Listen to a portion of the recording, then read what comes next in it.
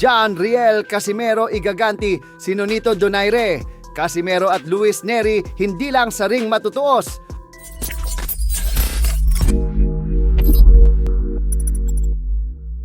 So matapos nga pong matalo via ikawalong round technical knockout ng ating pambato na si Pinoy boxing legend, former 4 division champion Nonito Donaire Jr. sa kamay ng Japanese knockout artist Rico Masuda ay nagbigay agad ng controversial na reaksyon ang angas ng Pinas John Riel Casimero, kung saan sinabi niya na basura na daw si Nonito at wala na itong galaw sa boxing. Pero nilinaw po ni Casimero na hindi naman daw sa sinasabi niyang basura.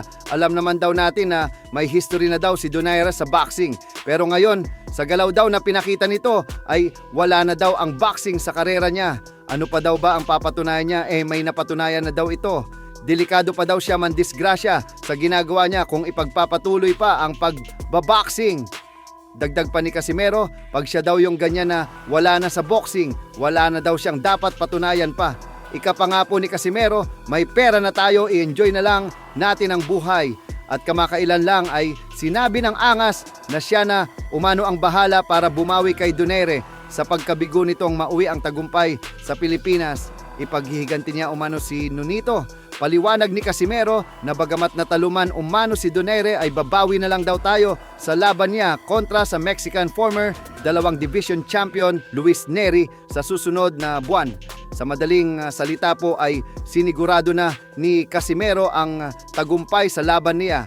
Kaya sana talaga ay huwag niya tayong biguin sa pagkakataon na ito, lalo pat hindi talaga biro ang kanyang makakasagupan na si Neri. Samantala, na pag-alaman po natin mula sa team niya na involved daw yung VADA sa laban ni Casimero at Neri.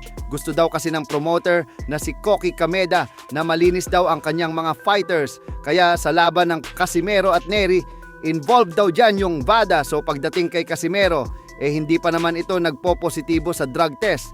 Pero pagdating kay Neri, may dati po siyang issue. Nagpositibo siya nung lumaban sa bansang Japan kontra noon kay Japanese Shinsuke Yamanaka. World champion pa noon si Neri sa WBC Bantam. At dahil nagpositibo itong si Neri, nabawi po sa kanya ang titulo.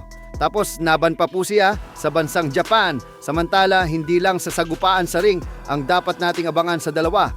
Dahil bago umano dyan, ay may isang matinding laban pang magaganap sa pagitan ng dalawa sa timbangan sa araw ng official and final weigh-in.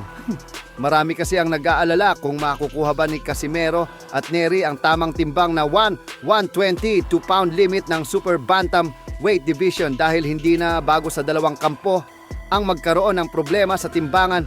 Katulad po kasi kay Casimero ay pumapalya rin si Neri sa timbangan dahil sa pag-overweight. Kaya naman sinasabi ng mga fans na labanan daw ito ng dalawang overweight champions at sa araw umano ng official weigh-in mag-uumpisa ang unang round ng laban kasi dito pa lang daw ay minsan natatalo na si Casimero at Neri.